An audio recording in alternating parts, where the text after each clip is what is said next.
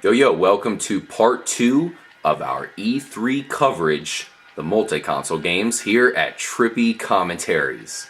My name's RJ, I'm joined by Justin. Hola. Kyle. What's going on? And live in Cali is Corey. What's up, C-Dub? Not much. I have verified that there may be Sasquatch out here in the Redwoods. I'm going to stay on point while I discuss all these great multi-console titles that we saw announced that we got to see some footage from.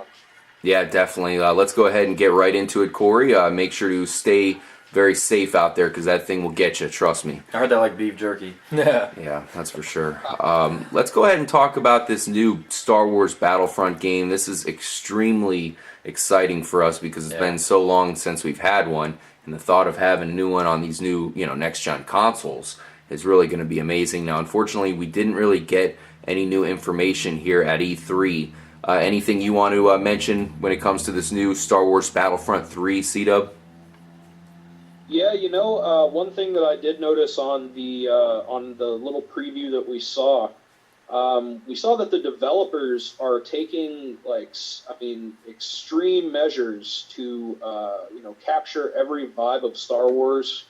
What they've done is they've actually gained access to the Lucasfilm archives to scan and photograph and basically build into the game the original props. As well as the fact that they've been visiting some of the original filming locations and, using those, pictures, video, and whatever else, scans that they do to implement that into the game. I really think that's going to be huge. Of course, I'm a huge Star Wars fan. To me, like you said, we really didn't get to see a lot, but from what I saw, what little I saw, I'm willing to wait as long as it takes just to get to play this game. It's going to be so awesome. Yeah, it's got to be one of the best multiplayer games around, that's for sure. And, now that Star Wars is with Disney, I'm sure that has a lot to do with why they're having so much access to all these original props. That really does mean a lot to the hardcore Star Wars fans. They have a lot to work with here. Yeah, well, I also heard that this wasn't supposed to be a sequel to Battlefront 2. This is actually supposed to be like a relaunch of the company and everything. So I'm expecting big things from this game, and we need I think as fans of Star Wars and of playing the Star Wars games, we just need that great version of this game. We need a few things to be changed on it to make it a little better. I've kind of been let down by the last couple of the last two Battlefronts. I liked playing it, but really felt a game that could be full of like the movie, the caliber of that it should be just because of the storyline. Should have an epic game for it, and hopefully this one will meet my expectations. Yeah, I remember they introduced Jedis, and that kind of broke some stuff, so they certainly have had enough time here to fix everything, that's for sure. Is there any games that we haven't got to yet, C-Dub, that you want to talk about here in this multi-console game after 2 days of E3 recap? Yeah, I saw that we're going to be getting a new Rainbow Six game, Rainbow Six Siege. Yes. The Rainbow Six series has always been a real favorite of mine. The games kind of fell off there after a while. Rainbow Six has always been my alternative to the Call of Duty thing. I've always liked the more labor-intensive planning, pre-planning and tactical, gameplay, much like the stealth and tactical gameplay that we found in the Metal Gear Solid series and games like that. But I expect this Rainbow Six game to be a blockbuster for sure. Yeah, I agree. Rainbow Six 3, which was released way back when for the original Xbox and PlayStation 2, that was one of my favorite games back then.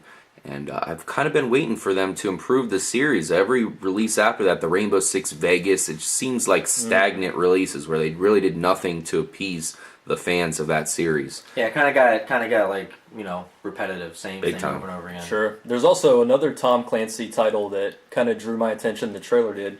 Yeah. It's called The Division. Yes. And it's kind of got this. You're not really told a whole lot of what's going on, but what you do see, it's got like a time lapse element to it. So it's going to be kind of cool to see what comes of that. This game looks sick. It seems like your guy has like some type of, I don't know if he's wearing something where he can kind of like see things that happened previously, and he's kind of got like a, I don't know if it's like a HUD type thing that he sees, and or you see it when you're walking around, and it just looks really sick. The graphics look amazing.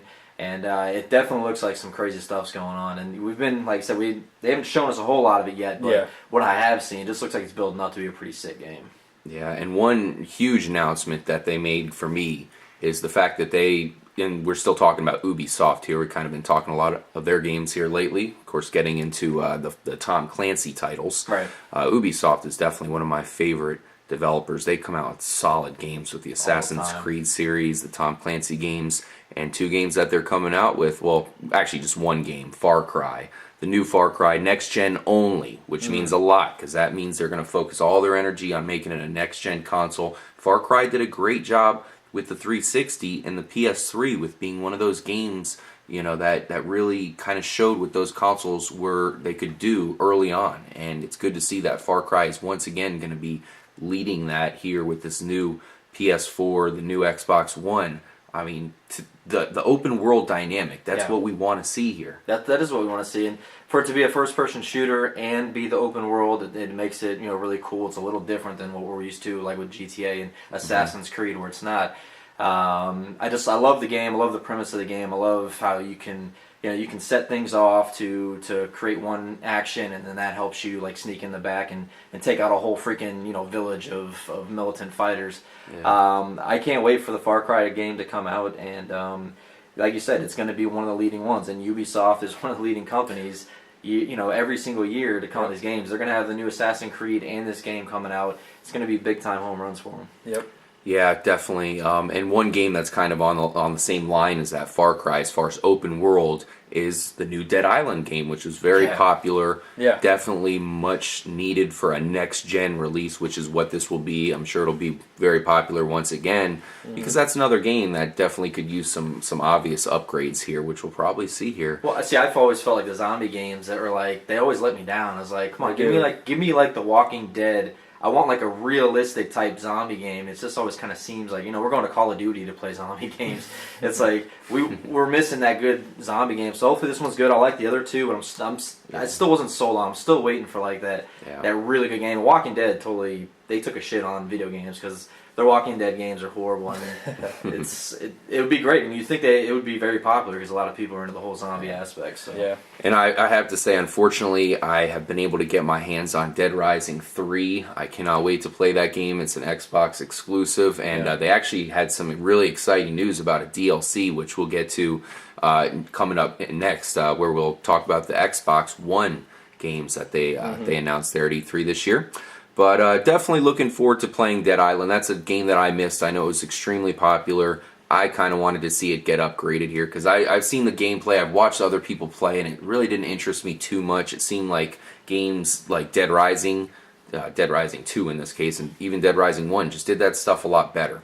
But people were really into the co-op aspect of it, that's for sure. Right. Corey, any other games you want to touch on here?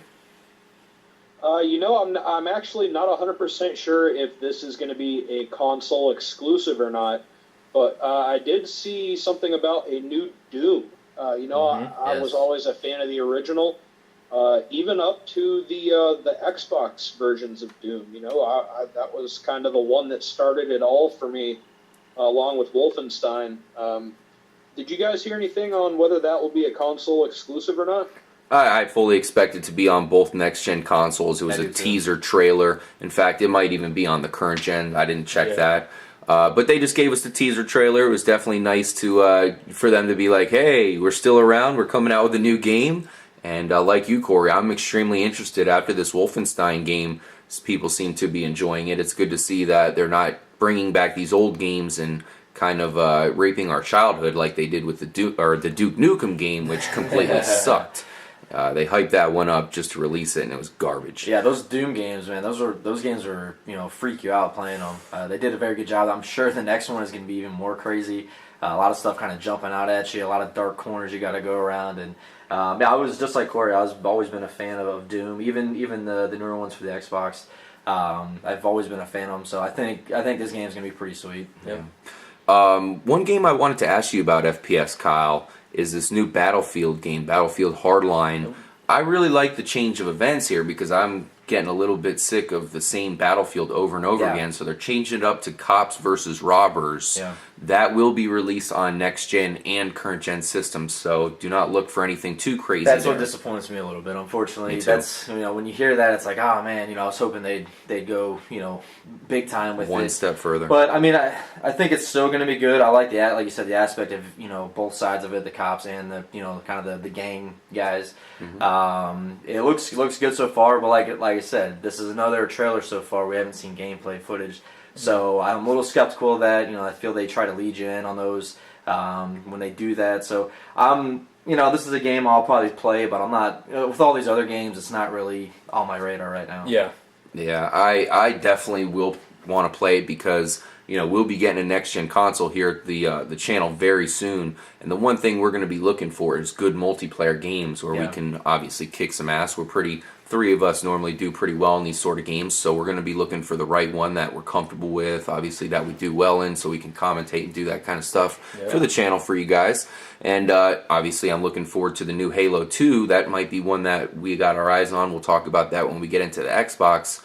But this Battlefield, Kyle, I'm intrigued here, man. The cops versus robbers. We could have fun here, guys. This could be something that might be pretty good. The multiplayer might, be ridiculous. The fact is, now we're in a city, and the city might be huge. Robbing banks. You might have, 16 on 16 going at it in the city, so that would be pretty crazy. Yeah. Oh yeah, it looks pretty good. That said, just like you touched on, Kyle, it is a current gen game, so don't look for much new out of it other than just the new environments, and that's about it. Which that's why we're not super excited about it. That's about all of the games I want to talk about. If there's any that we kind of thought of that we forgot to touch on for the multi-console games, we'll definitely be doing separate videos. We'll actually just show you guys the trailer and let you guys know what we think of it. Definitely drop in the comments if there's any that you want to talk about or ones that we didn't get to as far as multi-console games that you think we should touch on. Definitely let us know. I'm RJ for Justin. All right. K-Mac. Tune in for the next video. Corey, anything else you want to touch on for the multi-console games here at this year's E3? And be careful out there in the woods. I know it is nighttime. Just make sure to set up your tent and start a fire. Yeah, I'm going to beware of Sasquatch out here. Hopefully I do find him. The main thing I'm looking for out of these multi-console games, it's going to be a big decision on which console I actually go with. It's going to be very interesting to see what else develops by the time I get around to buying one. To all our viewers out there, as always, make sure you like, subscribe, share, tell a friend. That helps us, build up our viewership and bring you better content. And as always, stay trippy and stay tuned for more E3 coverage. See you guys in the next part.